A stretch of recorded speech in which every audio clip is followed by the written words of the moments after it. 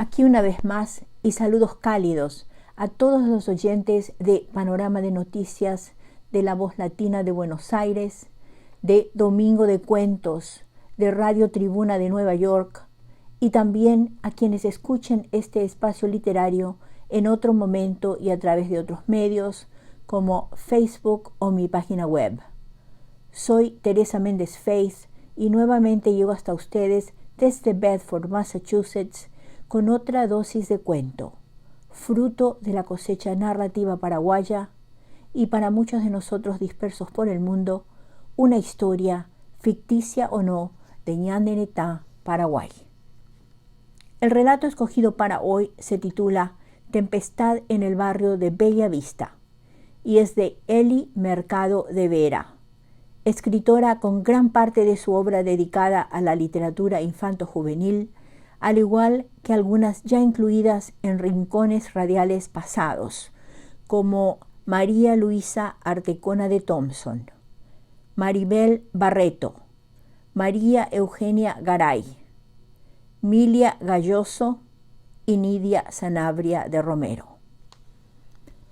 Por trabajos publicados en 1979, el Año Internacional del Niño, Eli fue distinguida con una mención de honor de la Liga Paraguaya de los Derechos de la Mujer. Y en 1995 fue galardonada con una plaqueta honorífica de Radio Nacional del Paraguay en reconocimiento por su aporte a la cultura paraguaya. Tempestad en el barrio Bella Vista es uno de los cuentos incluidos en Plata Ububú, Relatos de Tesoros Encontrados en el Paraguay, que es también su último libro publicado en 1991. Pero yo se lo voy a leer del tomo 2 de mi antología narrativa infanto-juvenil paraguaya de ayer y de hoy, publicado en 2011 por Intercontinental Editora. Tempestad en el barrio Bella Vista tiene lugar en el rancho de don Nenito y su esposa Lili, dueños de una carnicería de barrio en época de mucho calor, tal vez en diciembre, porque se mencionan mangos repletos de frutas en el patio. Y como lo anuncia el título, en medio de una lluvia torrencial que aparentemente arrecia en horas de la madrugada y termina al empezar el día arrastrando de todo en la corriente, y en este caso, para gran suerte de la pareja, un cántaro cuyo contenido le da un final muy feliz a esta historia. Pero el relato no termina allí, ya que Eli Mercado nos inserta como colofón final el dato histórico, que nos explica el probable origen del cántaro que llegó a parar en el rancho de don Nenito y su esposa. Bueno, creo que con esta presentación y el dato histórico incluido por la misma autora, ya están bien preparados para escuchar y disfrutar de su cuento Tempestad en el barrio Bella Vista, que sigue en el audio número 2. Y aquí va el cuento Tempestad en el barrio Bella Vista de Eli Mercado de Vera. La noche, bochornosa por el calor y la humedad, pesaba en el ámbito de la gente, que buscaba vanamente la forma de refrescarse y aliviar así la tensión que los volvía irascibles peleadores. En el patio de don Nenito, los añosos y dadivosos árboles de mango oscurecían aún más, con la sombra de sus anchas copas, el patio donde los niños jugaban insensibles al calor y la pesadez atmosférica. Tras terminar de atender a los clientes a eso de las 9 de la noche, el hombre dijo a su mujer: «Hoy voy a dormir afuera. Es imposible soportar el calor de la habitación». «¿Pero si llueve?». La mujer estaba segura de que así sería. Desde el día anterior le picaba mucho la cicatriz de su operación de la apendicitis, síntoma seguro para ella de que habría una precipitación. Una buena mojadura con el calor que hace será un alivio, repuso el hombre. Las cigarras, como desveladas, continuaban con su agudo canto. De vez en cuando, un golpe corto y seco ponía de manifiesto la caída de una madura fruta de mango, cuya pulpa fibrosa, bañada de jugo espeso, amarillo, dulce, es la delicia de los niños y tentación de los mayores. Voy a recoger esas frutas que van cayendo, porque mañana será un suplicio limpiar el patio, si llueve, y además estas frutas quedan aquí. Si tienes ganas, respondió indiferente el hombre. De aquí hasta la mañana yo no me muevo si no es para bañarme y dormir. Acompañando la obra a la palabra, don Nenito fue a bañarse. Tras secarse y ponerse un pantalón corto, sin camisa, sacó un catre de loneta y lo extendió lejos, al fondo, donde no habían plantas de mango. ¿Por qué no pones tu cama bajo el árbol, papá? Ni loco. Por allí una fruta cae sobre mí y además del susto me llevo un golpe.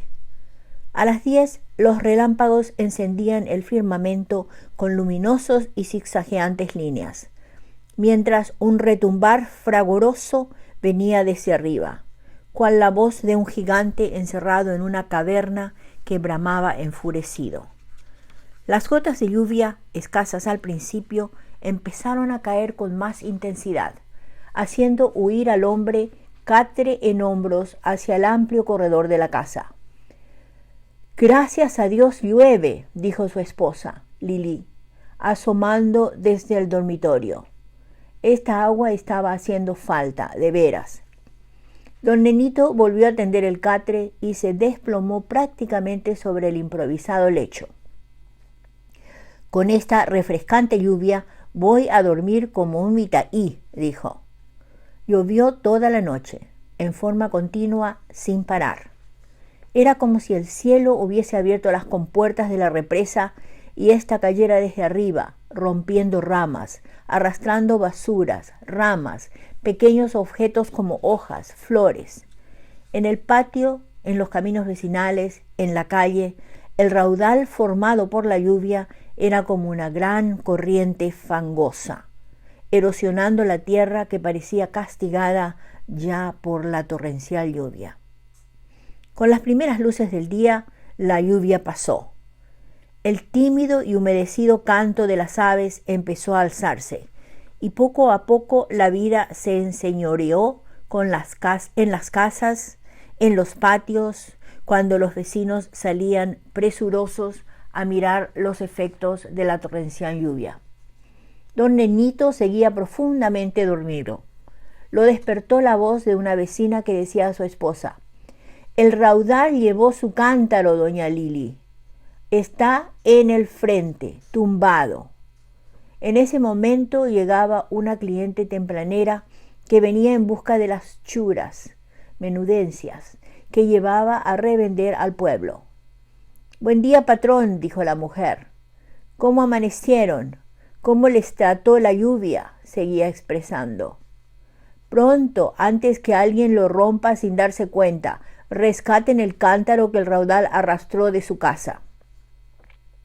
Sorprendido, el hombre inquirió a su mujer qué era el cuento ese del cántaro, que ellos nunca habían tenido uno, pero su esposa ya entraba en la habitación con un cántaro bajo el brazo. Con un gesto de complicidad, dijo Lili a su compañero: «No te preocupes, ya rescaté nuestro cántaro». Comprendiendo casi al momento, don Nenito cerró la habitación mientras decía a uno de sus hijos: «Abre la carnicería y dile a la mujer que está allí que enseguida voy.